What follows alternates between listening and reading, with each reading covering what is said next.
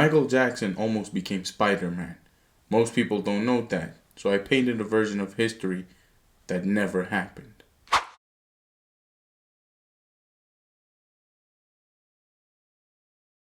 In the mid-1990s, MJ reached out to Marvel. Not for a cameo, not for a soundtrack. The man wanted to play Spider-Man. That's right, Spider-Man in a live-action film. Think about what that means for a second. The king of aura farmers, Sir Himothy himself, wanted to play one of the most iconic superheroes in comic book history. Period, bro. Marvel said no, or the deal fell through. The details are murky, but the image never left my mind. This idea got reinforced in my head by two of the best watches I've had in 2026 so far.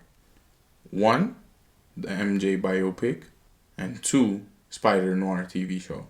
These actually caught me off guard. I wasn't expecting them to be that good, but yeah, okay, I'll fucks with it. So I set out to paint the alternate universe that never happened. Now, I actually got the inspiration for this artwork from a comic book cover of Spider-Man Noir. It's actually a fire looking cover. Oh my god, when I saw it, I knew this is how my artwork would look like.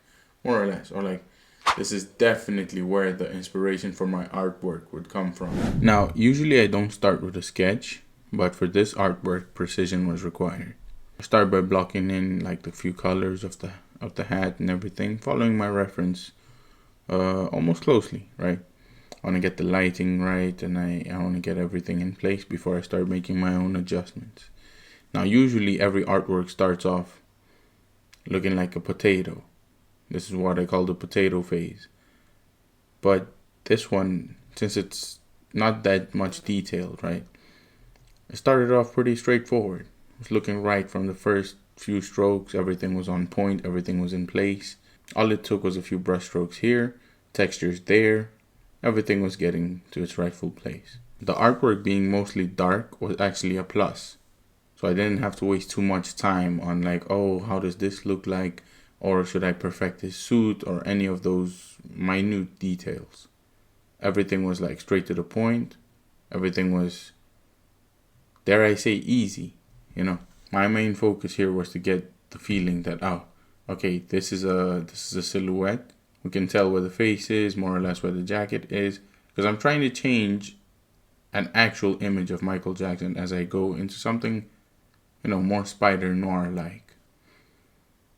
Like, you get the idea that there's a mask there, you get the idea that he has a trench coat, and the hat, well, the hat is the main focus right now. It's the most detailed part of this silhouette. The lighting is right, but like, I felt like, you know, it needed a little bit of warmth, especially because the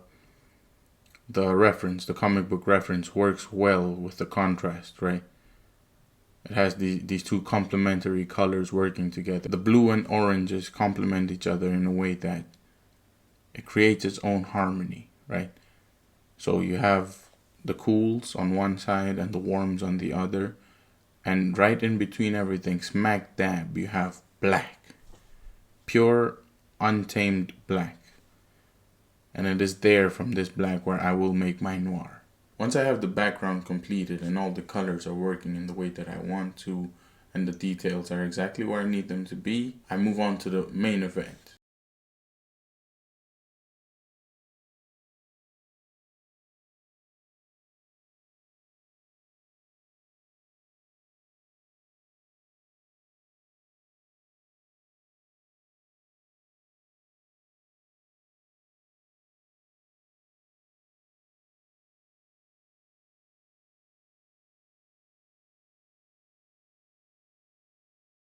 On to the main event, the second silhouette. For this one, I start off by blocking in all the dark. I just went two-tone.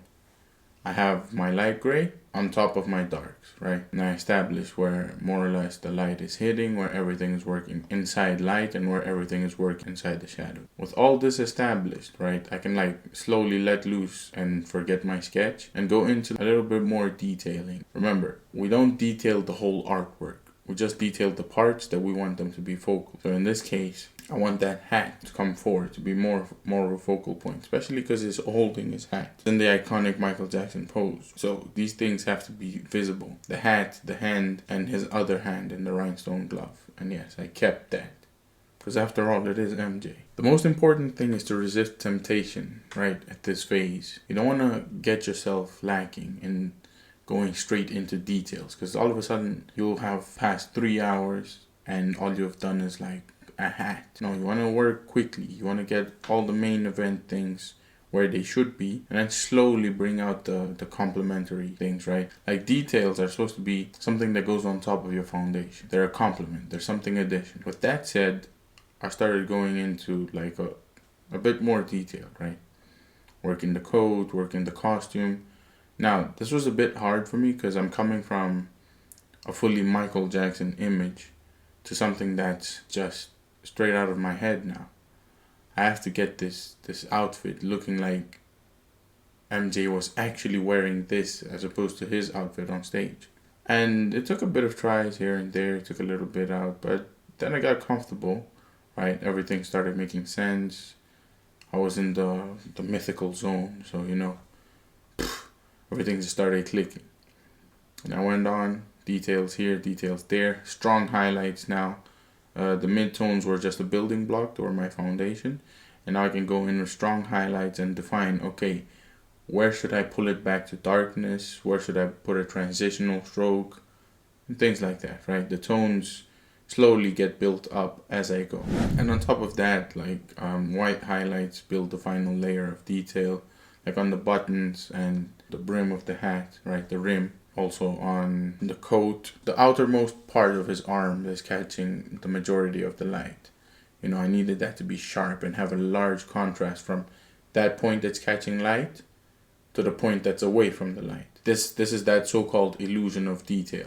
If you zoom in, you'll find out these are just random strokes. Okay, maybe not random, but these are just strokes placed in different areas. And when we back out, that's when they mean something. Because at that moment, they're just strokes.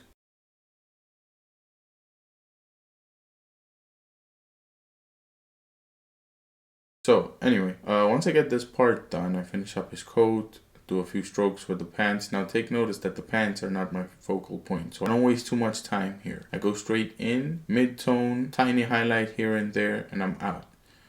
And now, to finish off the Michael Jackson aesthetic of this, since he always had like some bling on his clothes, right?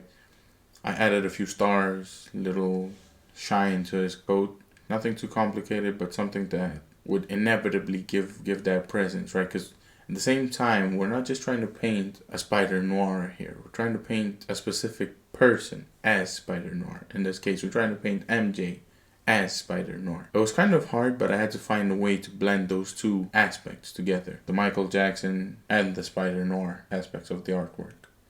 Somehow I had to find an intersection in between them, right? And I feel like the stars, the shine, the little shiny details actually worked well there. I moved on to the rhinestone glove. I added a few details there. And now the focal point is not necessarily just his hat, but it's specific things that point that this is, okay, not only MJ, but Spider-Man. So if you notice, I changed the shape of his hand from the reference image to a more Spider-Man-like pose. And that worked wonders. Oh my god, I think it looks pretty cool. You're basically guided down the artwork, right? If you follow the artwork, you go from a semi-detailed hat all the way down through his arm to his hand. Real quick, if you're enjoying this artwork and would like to see more of my work, I actually did a Michael Jackson painting last week. Video link is down in the description, and also somewhere up here there should be a card.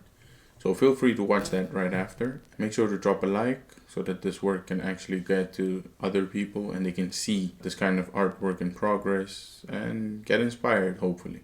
Once I was happy with this silhouette, something was still missing, right? You still had to give him that, that presence, that time frame, that Spider Noir aesthetic. So I thought to myself, oh yeah, what if I put the skyline of New York City, but like in the 1940s, 1930s. So I found me a few reference images, worked in a few noticeable and very well-known buildings there, and all of a sudden things were starting to come together. Although I still had to take care of the blending issue, because like obviously I wasn't going to leave this fully opaque, right? It's going to take care of the opacity later, but I had to build the cityscape with minimal detail, right?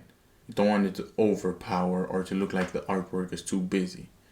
So I did enough so that you would know that, okay, this is New York City. This still has that black and white aesthetic to it, that Spider-Man Noir feeling. Everything is being built accordingly, and it's coming together really nicely. It just requires a little touch here, a little touch there. This was actually the most tedious part of the drawing.